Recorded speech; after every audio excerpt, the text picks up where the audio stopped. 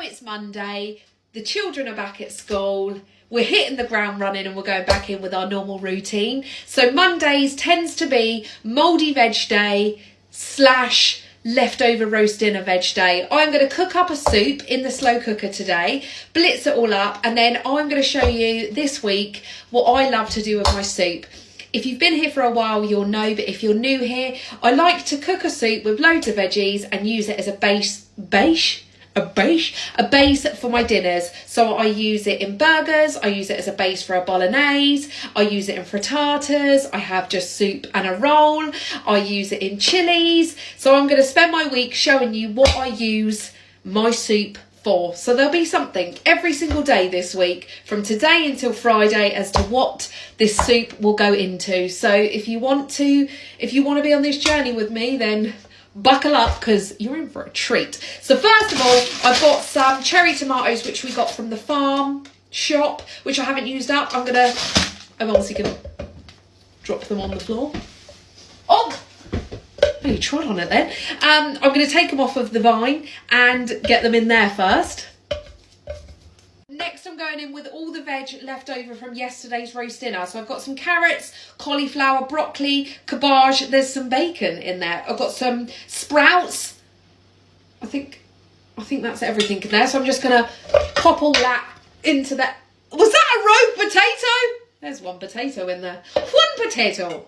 One roast potato. So I found 2 potatoes. I've got an onion. I did have 3 peppers, but one wasn't able to be saved. So I've got a green and yellow pepper that I'm going to put in there as well. So I'm going to cut those up and get them in. I just cubed the potatoes like this and pop them in. So I'm now going to cut up the onion. I think tonight I'm just going to do it as a pasta bake, which is a bonus because it means dinner will be ready when the babies get home. And the only challenge I've got to face is keeping them awake in the car on the way home from school, because Dots love to take a nap after school, and that is just not going to work for me tonight. We are on a mission.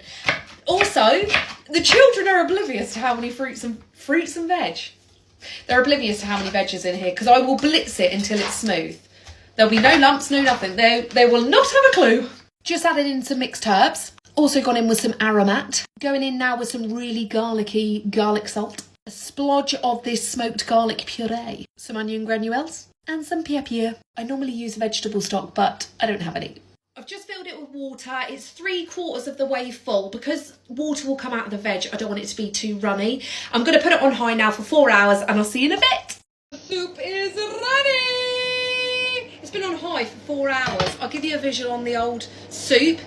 There's not really much to see other than it's all soft. So we're going to take Brenda and we're going to go large. Right, you ready? Just blitz it until smooth. Go. I think she was plugged in there.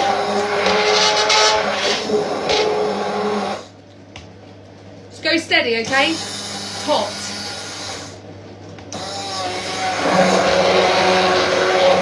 Don't panic. I removed the cardigan. Give you a visual on the soup.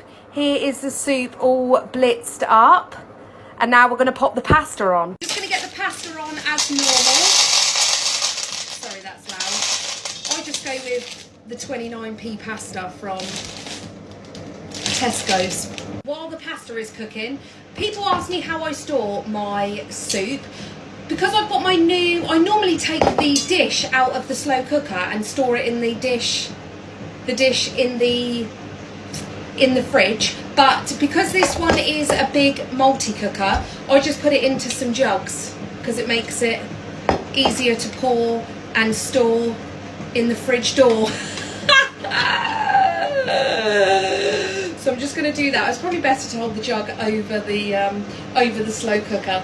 You know, less mess and waste. Just load it up. Look at that. I eyeballed that. Look at that. Slightly smidgen away from the cork. This is how much my mixture made in the slow cooker. This doesn't include dinner. Dinner is still here in the slow cooker. So I'm going to wait for this to completely cool and then I'll pop it in the fridge and then I'll be back when the pasta's cooked. Don't mind Derek, he's living his best life. Right, the pasta is almost cooked. So it's a little tiny bit underdone. So I'm just going to add this back to the pan, and then I'm going to take the soup mixture and I'm going to warm it through in the sauce so it absorbs the soup. Don't know if it makes any difference, but that's just the way I do it. And get that back on the heat for another 5 minutes. I think 5 or 10, just until the pasta's completely cooked. And dinner is served. I'm going to do mine and Chris's later, but I just thought I'd show you the babies. They got the pasta with soup. They got some pitta, some cheese because they don't like it grilled on top, some pickled onions, some gherkins, and Dots has got her cucumber from her lunchbox, and Colby's got some fresh ones. So happy dinner time.